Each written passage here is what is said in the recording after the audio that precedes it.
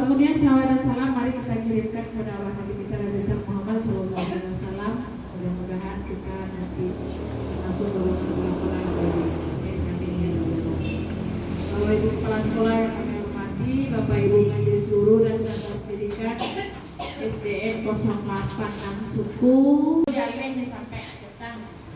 Itu sub yang pertama. Yang keduanya juga seperti itu, yang ketiganya juga seperti itu, mendiskusikan rencana observasi kinerja. Nah, berarti sub yang pertama selesai.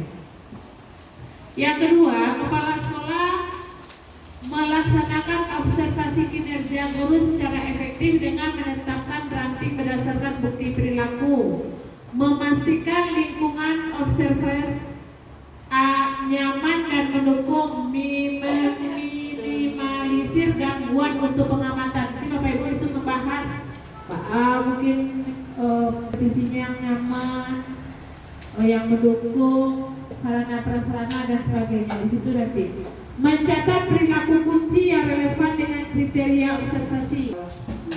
Assalamualaikum warahmatullahi wabarakatuh. Bapak Ibu, sebelumnya tadi telah disampaikan Ibu pengawas kita, silakan Bapak Ibu nanti mengisi sesuai dengan instrumen yang ada. Siklus peningkatan kualitas praktik pembelajaran. Kenapa ini diambil? Nah ini, ini Bapak Ibu. Kenapa ini kita pilih? Saya sendiri sebagai kepala sekolah memilih peningkatan praktik pembelajaran itu berpihak kepada rapor pendidikan kita. Bagaimana supaya ini tahun depannya lebih meningkat lagi, begitu. Nah, ini dalam penelitian PNM ini guru melakukan praktik kinerja yang berfokus pada indikator rapor pendidikan. Ini tadi yang sudah. Bapak Ibu, sebelum kita nanti diskusi persiapannya, Bapak Ibu harus tahu dulu perencanaan. Kita membuat perencanaan, menyusun perencanaan dulu. Itu dapat Bapak Ibu lihat di PMM. Ya. Nah, kemudian bulan Februari persiapan observasi kelas. Kemudian lagi nanti bulan Maret itu pelaksanaan observasinya. Kita lihat tadi supaya rapor pendidikan kita itu tidak di level sedang lagi. Ini direkomendasikan dari rapor pendidikan ini yang dua ini. Jadi Bapak Ibu boleh memilihnya, boleh juga saya mau ini boleh, terserah. Nah itu Bapak Ibu ya. Sekarang kita tentukan dulu, mari kita diskusi mana yang Bapak Ibu lihat tadi. Bapak Ibu lihat di PMM nanti. Nah, kemudian kalau Bapak Ibu yang dua ini, mari kita lihat apa saja yang perlu Bapak Ibu lakukan, rubriknya begitu ya Bapak Ibu ya. Nah, coba lihat ini untuk keteraturan suasana kelas. Nih, itu fokus perilaku kerja yang bisa dipilih yaitu melakukan komunikasi positif, melakukan strategi pengelompokan dan meningkatkan dan mengingatkan akan kesepakatan kelas atau aturan kesepakatan kelas. Nah ini yang tiga fokus perilakunya pada keteraturan suasana kelas. Yang pertama yaitu melakukan komunikasi positif. Jadi kekurangannya pada keteraturan suasana kelas Bu. Jadi saya ingin lebih meningkatkan kualitas pembelajaran dengan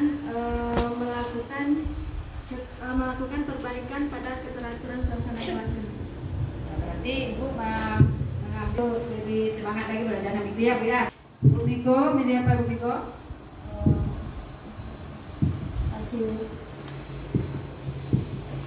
Melihat kenyataan yang ada di kelas, jadi apalagi saya belajar di kelas keteraturan suasana kelas itu memang perlu sangat dibenahi. Yang jelas kan sebelumnya kita sudah lakukan dengan sistem mahasiswa di kelas. Mungkin untuk tetap kesepakatan kelas itu dilaksanakan sepenuhnya oleh siswa, maka perlu dilakukan penguatan tersebut. Bapak Ibu, nah berarti Bapak Ibu sudah milihnya ya. Nah sekarang bagaimana persiapannya?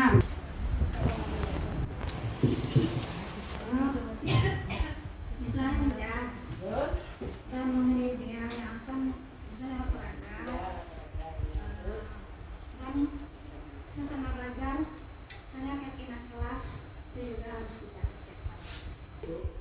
Untuk langkah-langkahnya tentu kita melihat materi yang akan kita ajarkan. Kalau di agama, kalau ada itu seperti praktek kayak tata cara wudhu, berarti kita kan akan mengangkatkan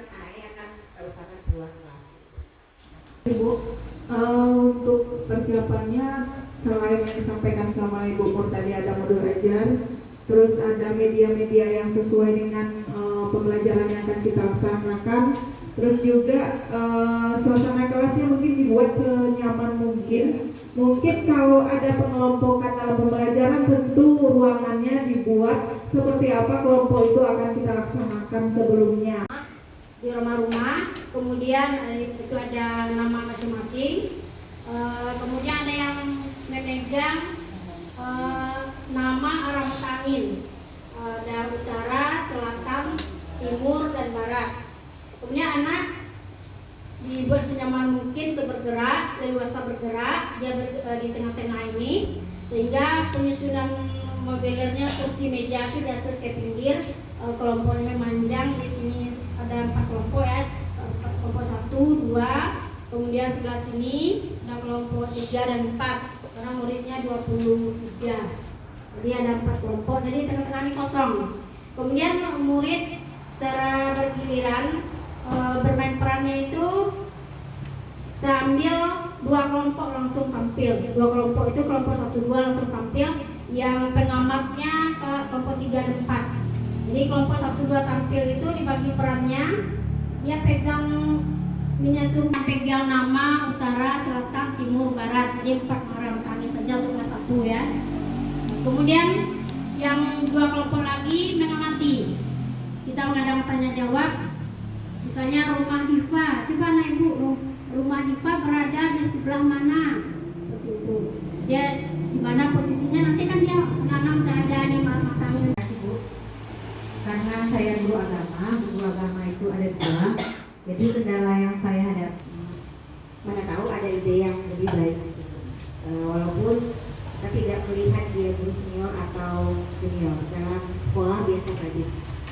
Nah, yang pertama tadi itu kolaborasi ya, kira-kira. Kolaborasi apa kira-kira Bu Desi? Terima kasih Bu.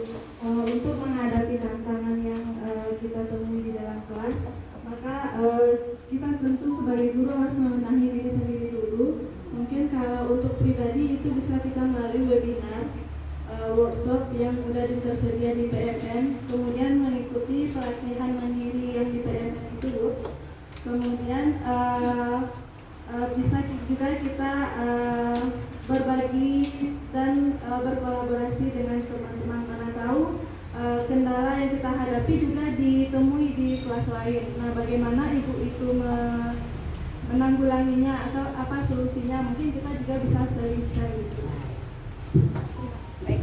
Nah, kita anggap ini selesai ya Bu ya. Jadi artinya boleh kolaborasi dan boleh juga seperti Bu Desi tadi, yaitu melalui perbaiki benahi diri kita dulu. Ya kalau kita mau maju ya benahi kita dulu Mbak. Sekolah, kemudian kolaborasi antar teman gitu.